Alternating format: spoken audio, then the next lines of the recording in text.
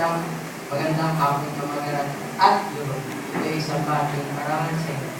Ang aking paksa ay magbigay ng tula sa aking kaibigan na laging kasama. Sila'y nariyan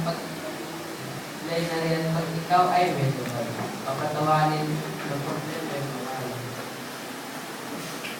Tumaan, ikaw kumakatay sa iwain lang ng isa-isa. Ay sadyang mahalaga. Sila ay kasama sa lungkot at saya.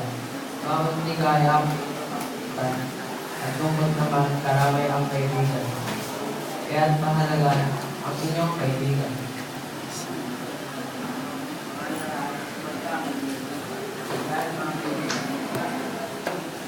Sa mundo ng